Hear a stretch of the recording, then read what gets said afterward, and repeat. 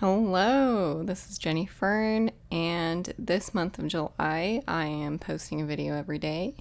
If you want to follow along with that, feel free to subscribe. So in today's video, I'm going to be talking about letting plants go to seed and saving seeds from your vegetables. So these are some lettuce seeds. Those little poof balls are the flowers and seeds of the lettuce. They're like the old dead flowers of the lettuce. You actually might recognize when you let your lettuce go to seed. It looks quite like one of the common garden weeds. I believe it's called spiny lettuce. And it is like a wild version of lettuce. So it is kind of fun when you let your plants go through their full life cycle, the kinds of observations you can make. Like, for example, there's all of this Swiss chard that's going to seed here. And I had some beets that went to seed elsewhere in the garden. And wow, did the seeds look the same because they're relatives. So you can really learn kind of a lot about, what your plants are.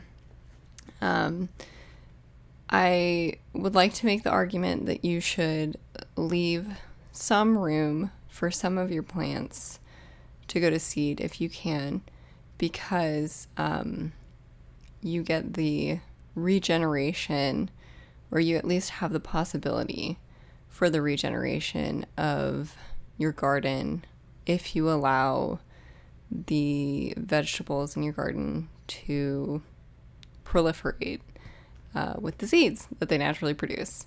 Basically, what I'm getting at is if you want to be able to have your garden produce volunteers for you, or if you want to get to a state, this is what my ideal would be, is that there is so much abundance that the plants plant themselves. And that what I get is what really wants to grow there, and that it's a large enough variety of edible plants that I'm happy to let it be that way. This is my dream goal. You may have seen this spring that I had an absolute excess of arugula, and then I also had an absolute excess of arugula seeds. This was a great problem to have, because then I could put them in every corner of my garden. And so that's the hope and dream, is to be able to get my plants to plant themselves, or at least be kind of haphazardly distributed throughout the garden through maybe like 5 minutes of collecting seeds and throwing them about.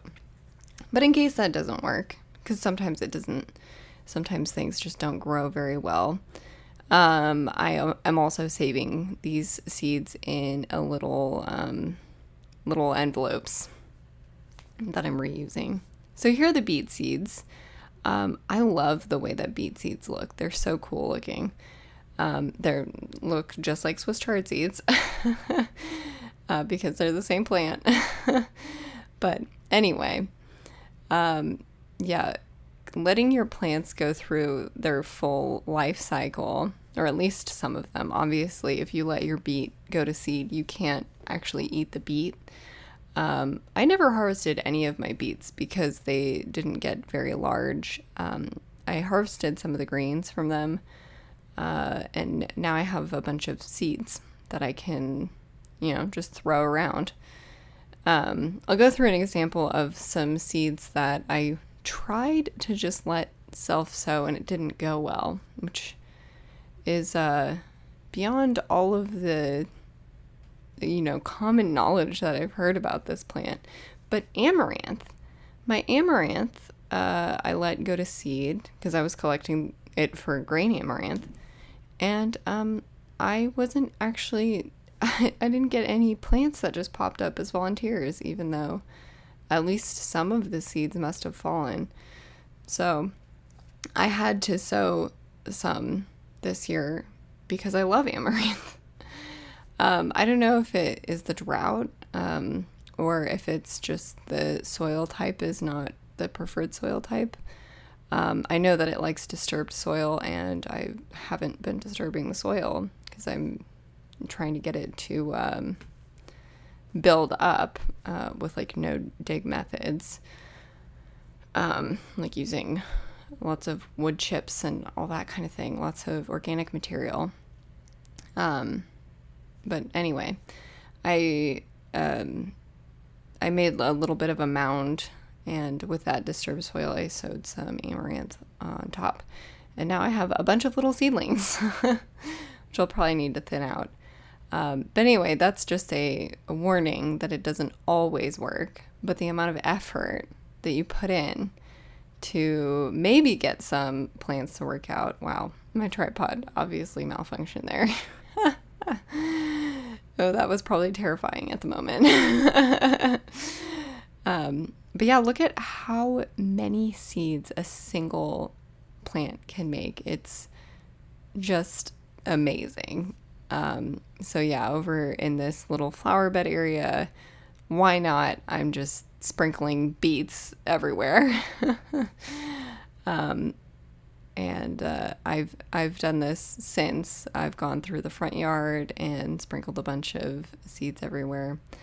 And who knows, over time, conditions might change to allow certain seeds to germinate more than others.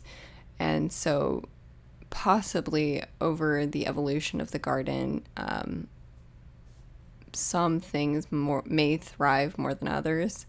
But just having an abundance of seeds in the soil, I think, will help in the long run. So, I mean, there might be a tendency to just take all of the seeds from the plant and put them in an envelope and plant them out. But really, truly, it's way more seeds than you're ever going to need from that one beet or that one lettuce. And so you might as well, scatter and see what comes up.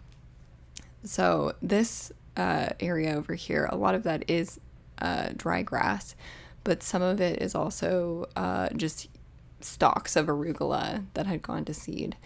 And so I am so excited for when the rains start again, which will be in some months, maybe November. We'll see this year. And then we'll see what pops up. This is calendula, and the seeds for these flowers are so pretty. They're like little fish hooks or something, and they're also kind of look barbed. They're really cool looking. So I'm just taking some of the dried up flower heads and kind of crumbling them up. The other benefit of if you don't actually put your seeds in an envelope and save them, I mean, I guess you could do this, but because you're just going to throw them on the ground anyway, you don't have to separate all of the like fluffy like plant debris from the seeds. So you can do things really quickly. I had done this kind of method in a patch of grass, and nothing did well. So that's another kind of warning.